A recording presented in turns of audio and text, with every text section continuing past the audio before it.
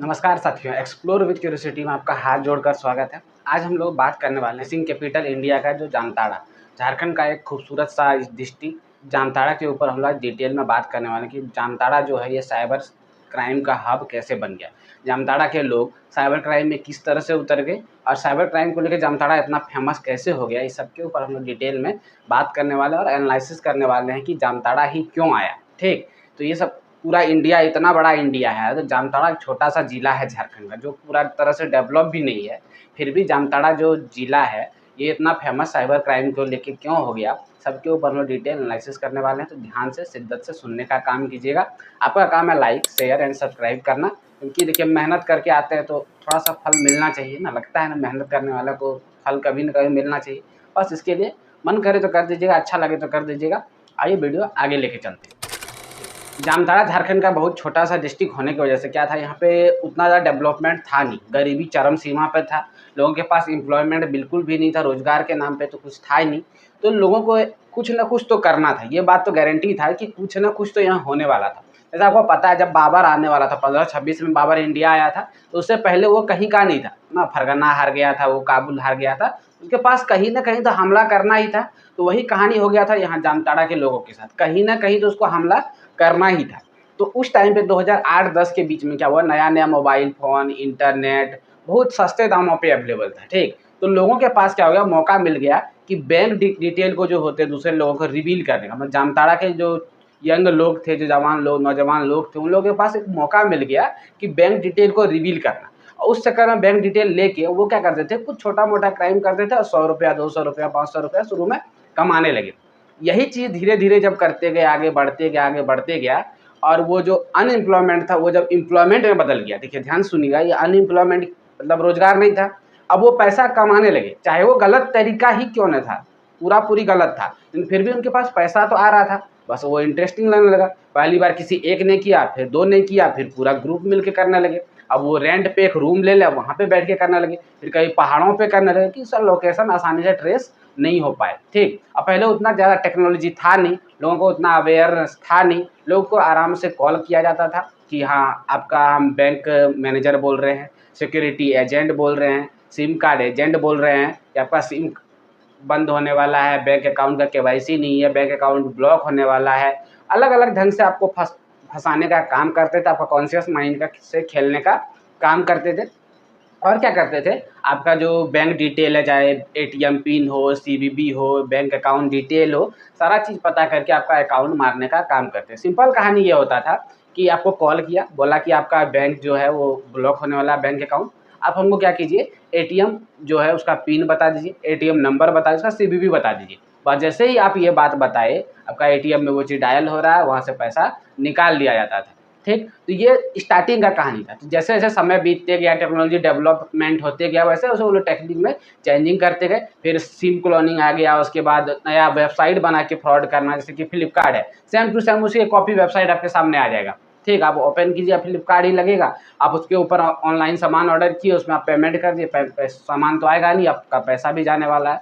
तो ये website cloning आ गया। तो अलग अलग ढंग से क्या करने लगे ये लोग, धीरे धीरे फेमस होने लगे। ठीक, जामताड़ा ने तो स्टार्ट किया, आज पूरा इंडिया में अलग अलग जगह पे ये साइबर क्राइम हो रहा है, अलग अलग ढंग से हो रहा है, जिसमें आप साइबर क्राइम का अलग अलग नाम सुनते हैं ना, साइबर अरेस्ट सुनते हैं, साइबर हैरेस्ट सुनते हैं, साइबर बुलिंग सुनते हैं, साइबर फिशिंग सुनते हैं, और भी न जाने कितने तरह का नाम है जो अलग अलग हथकंडे इस्तेमाल कर क्रिमिनल इस साइबर क्राइम को करने में।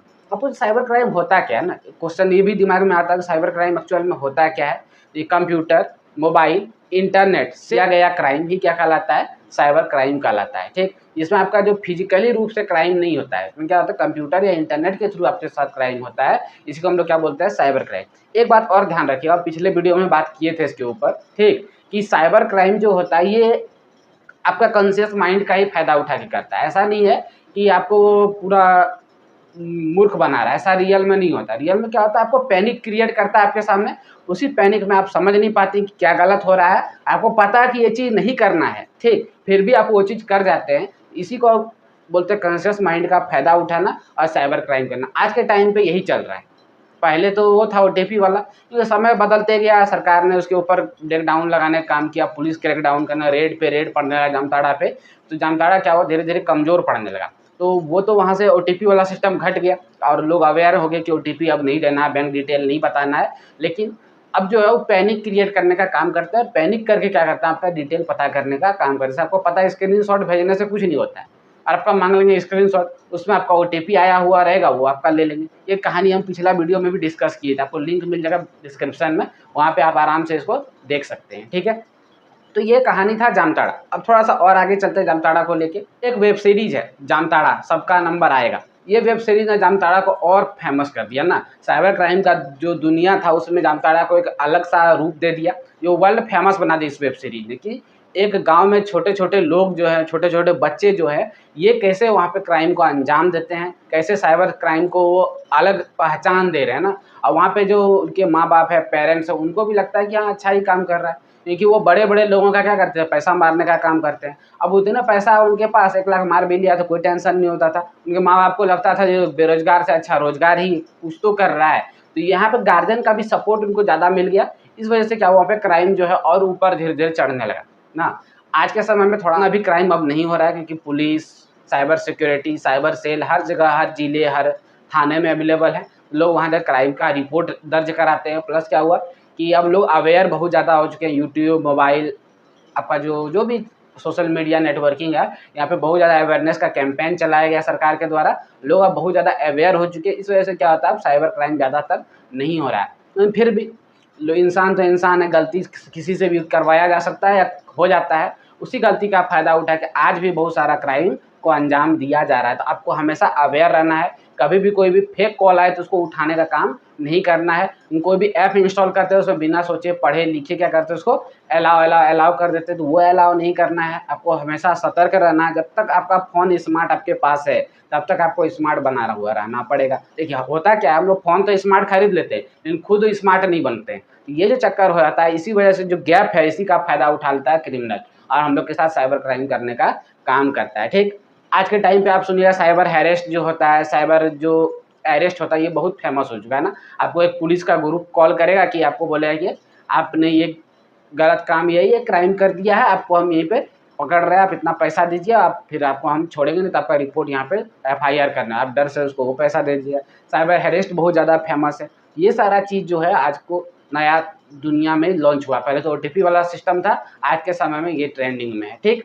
तो किस तरह से जामताड़ा फेमस हुआ, कहानी समझ में आ गया कि वहाँ पे गरीबी था, अनएम्प्लॉयमेंट था। तो झारखंड का एक छोटा सा डिस्ट्रिक्ट किस चीज़ में फेमस हो गया, साइबर क्राइम का, साइबर फिशिंग का कैपिटल बन गया, ठीक है। तो वही चीज़ कहने में मेरा क्लियर मकसद ये है कि सरकार को भी इस चीज़ पे ध्यान देना चाहिए। कहीं भी इतना ज़्यादा गरीबी नहीं हो, किसी को इतना नहीं दबा दिया जाए कि उससे क्राइम करने पे उसको मजबूर होना पड़े। तो ये जो कांड था, ये समझ में आ गया आपको जामताड़ा की कहानी पूरा, कि जामताड़ा क्यों साइबर फिशिंग या साइबर क्राइम में उतर गया था, जामताड़ा कैसे फेमस हो गया। ये बात आप उम्मीद करते हैं समझ में आ गया होगा। तो आज के लिए इतना ही रखते हैं, तब तक के लिए धन्यवाद।